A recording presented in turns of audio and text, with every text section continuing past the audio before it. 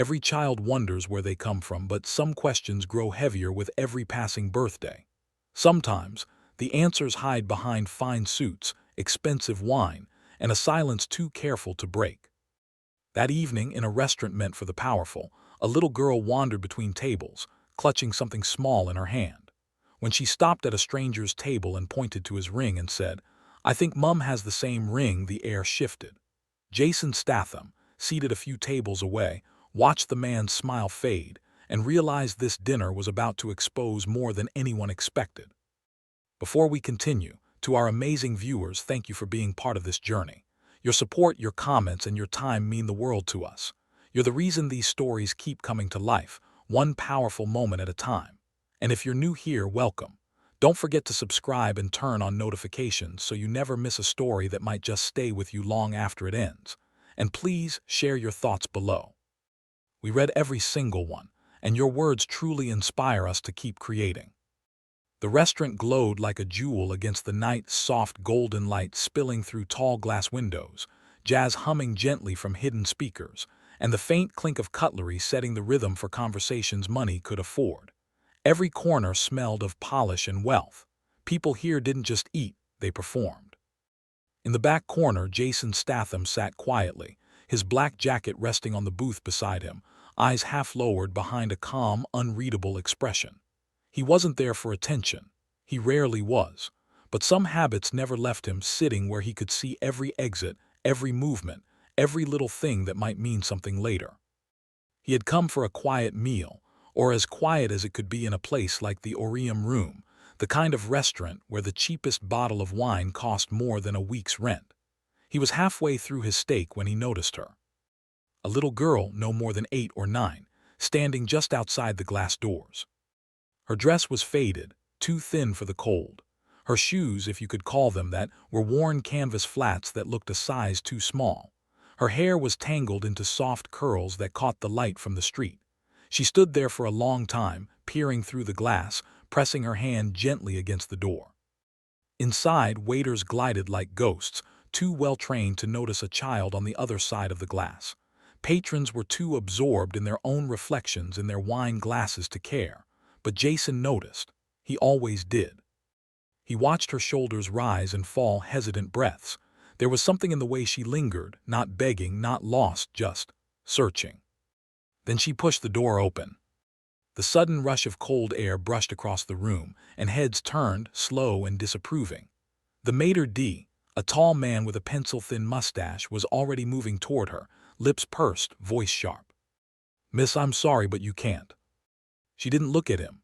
Her small feet carried her forward, the soft tap of her steps swallowed by the plush carpet.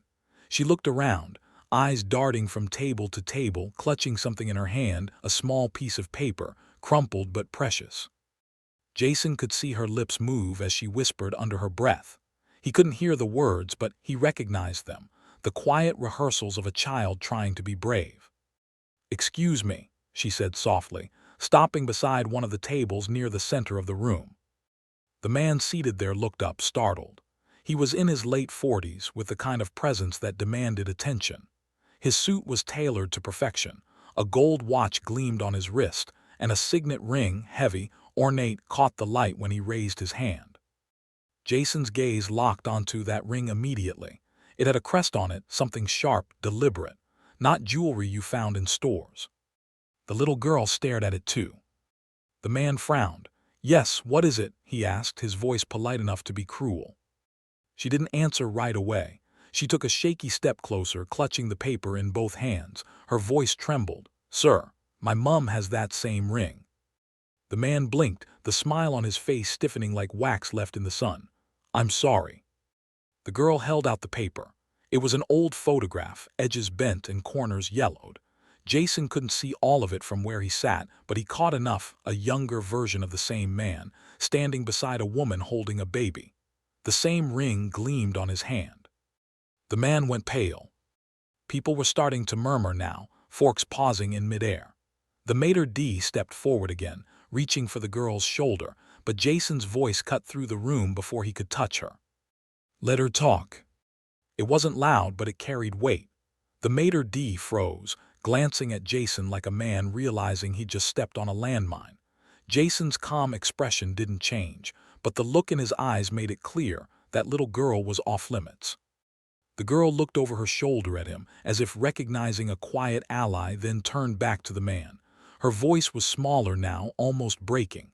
She said he promised to come back for us, that he'd take care of us when he could. The man's two companions shifted uncomfortably. One of them muttered, "Henry, what is this?" Henry, so that was his name. The girl's lips twitched when she heard it. She nodded slightly, tears brimming. "Henry," she whispered, "that's what Mum said your name was." Jason set down his fork slowly, his expression unreadable. He'd been around guilt before, he knew how it showed itself. In the eyes that darted too quickly, in the hands that couldn't stay still. Henry's knuckles were white against the tablecloth. "Listen," Henry said, clearing his throat, forcing a laugh that didn't belong to him. "This is clearly a misunderstanding.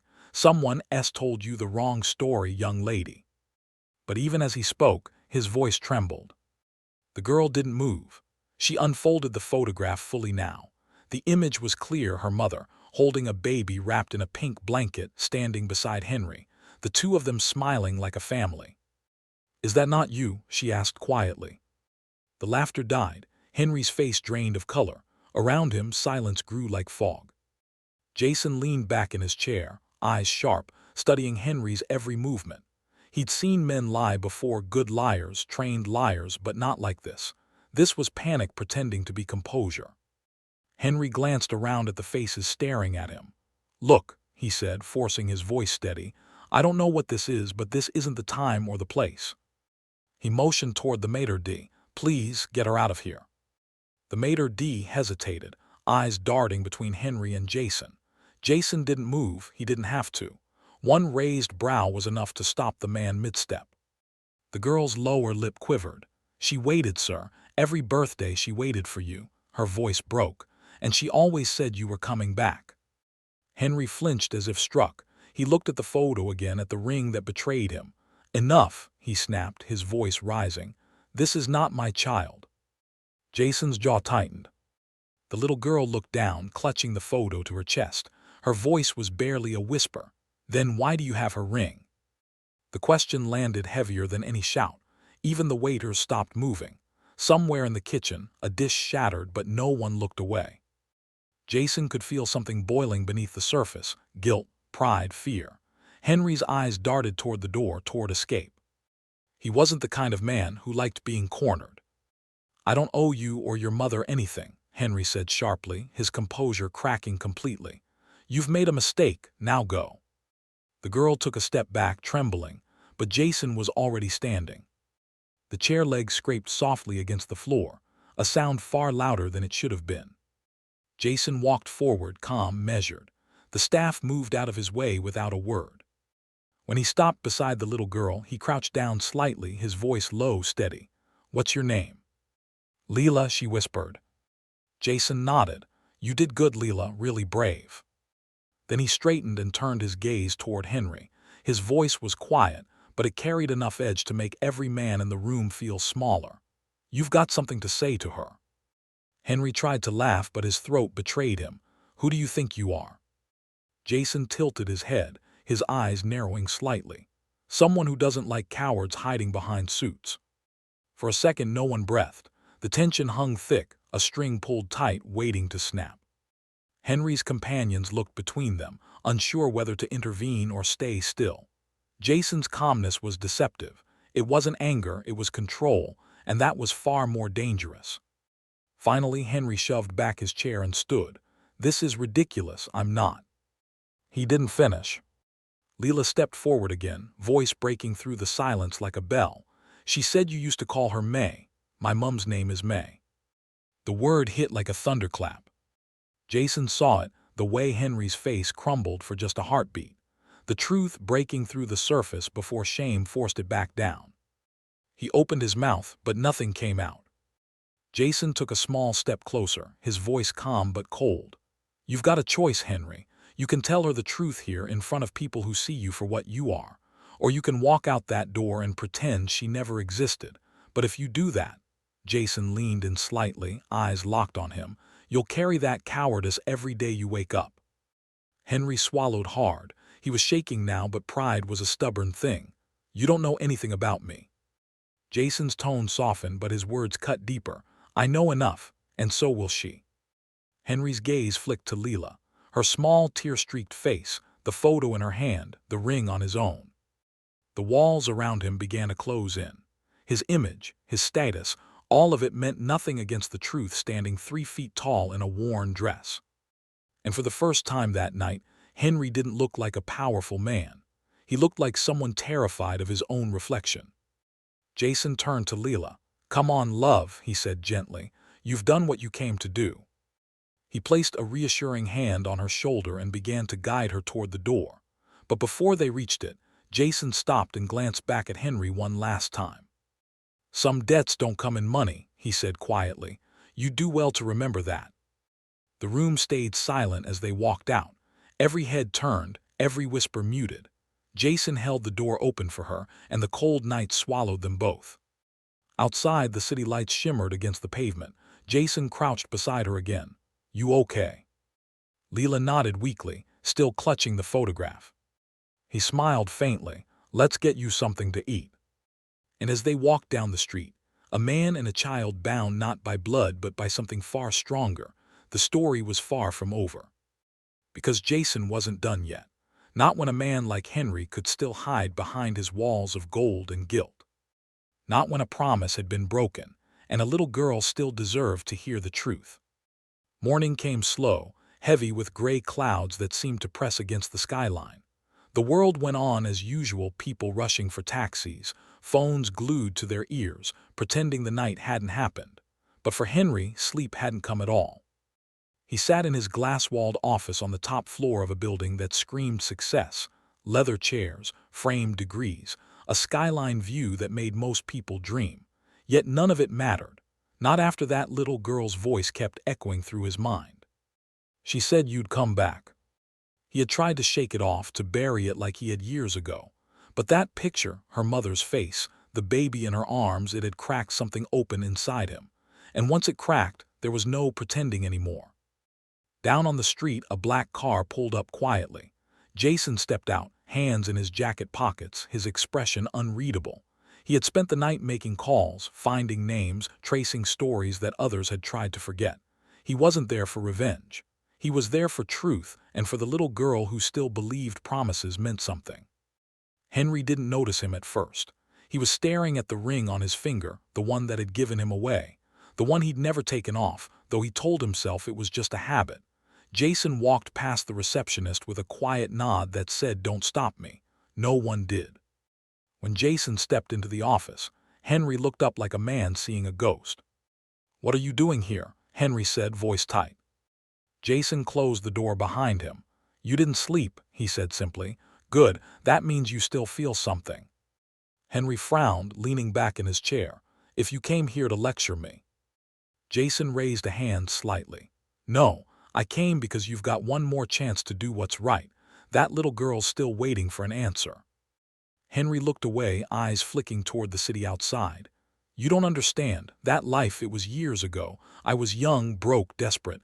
I met her mother when I had nothing.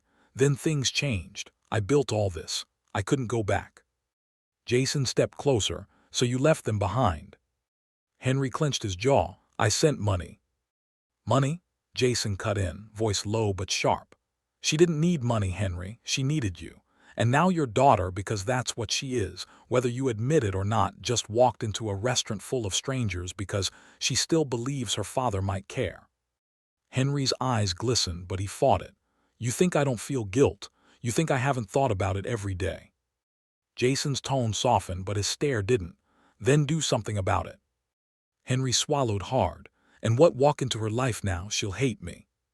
Jason tilted his head slightly. "Maybe, but she'll hate a lie more." Silence hung between them, thick as fog. The hum of the city below seemed to fade. Henry looked at the photo Jason laid on his desk, a copy he'd made overnight. Leela's small face beside her mother's smile. May looked happy, even through the grain of the paper. Jason placed a folded note next to it. "This is the address," he said. "She's not asking for much, just for the truth." He turned to leave. Henry stared at the photo for a long time, the years collapsing in on themselves. The nights he'd spent chasing success, the calls he didn't return, the woman who never stopped waiting. "Jason," he said suddenly. Jason paused at the door. Was she okay, her mother? Jason looked over his shoulder, and his eyes told the story before his words did. She passed 3 years ago, cancer. She worked herself sick keeping Leela fed. Henry's face crumbled. His hands shook as he grabbed the photo again. "I didn't know." Jason nodded slowly. "No, you didn't want to." Then he left. That afternoon, the diner at the corner of 7th and Laurel was quiet. The same one where Jason had taken Leela the night before. The waitress smiled when she saw them again, Jason sipping coffee, Leela pushing pancakes around her plate. She looked tired but lighter somehow, like her small heart had learned what courage felt like. The bell above the door jingled. Leela didn't look up right away, but Jason did. Henry stood there. No suit this time. Just a plain shirt, sleeves rolled up, face drawn. The kind of look that comes when a man finally stops pretending. Leela froze when she saw him. Her fork slipped from her hand and clattered on the plate. The sound seemed to echo forever. Henry took a step closer, unsure, terrified, human. "Leela," he said quietly. She blinked. You came." He nodded slowly. "I should have come a long time ago." Jason stayed silent, his gaze steady but gentle. This wasn't his moment, it was theirs. Henry knelt down in front of her, eyes shimmering. "I don't deserve for you to listen, but your mother, she was right. I did promise, and I broke that promise." His voice cracked. "I can't change the past, but I want to try now, if you'll let me." Tears welled in Leela's eyes. Her little hands trembled as she held out the photograph again, the one that had started it all. "Mum said you had a good heart," she whispered. "I wanted to see if she was right." Henry reached out but stopped, afraid to touch it, afraid to break the moment. "She was too good for me," he said softly. "And so are you." Leela hesitated, then took a small step forward and wrapped her arms around him. Henry froze for half a second, then held her, not like a stranger trying to make up for lost time, but like a father who finally understood what love had cost. Jason looked away, the faintest smile pulling at his mouth. The diner went silent again, but not the heavy kind, the peaceful kind, the kind that only comes when something broken quietly starts to heal. Later that day, as the sun dipped behind the skyline, Jason stood outside by his car. Henry walked out, holding Leela's hand. They stopped beside him. "I don't know how to thank you," Henry said. "You didn't have to get involved." Jason looked at him, the ghost of a smirk tugging at his lips. "You're right, I didn't." Henry nodded slowly. "But you did anyway." Jason shrugged. "Someone had to." Leela let go of her father's hand and ran up to Jason, hugging him around the waist. "Thank you," she whispered. Jason knelt, his hand resting lightly on her shoulder. "You're strong, Leela. Don't ever forget that. And don't stop believing people can change, even when they take too long to do it." She smiled up at him. "You sound like Mum." Jason chuckled softly. "She sounds like someone worth listening to." Henry watched, his eyes wet again, then extended a hand. Jason shook it, firm, brief, final. "Take care of her," Jason said quietly. "I will," Henry promised. Jason gave a small nod and turned to leave. Leela waved as he walked away, the wind tugging at her hair, the city lights painting her face in gold. He didn't look back, he didn't need to. Behind him, a father and daughter stood together for the first time, not perfect, not whole, but together. And as Jason disappeared into the crowd, one thought stayed with him. Some fights aren't about fists. They're about showing someone what it means to keep your word. And that night, Jasonstatham didn't just help a little girl find her father. He reminded a man how to be one.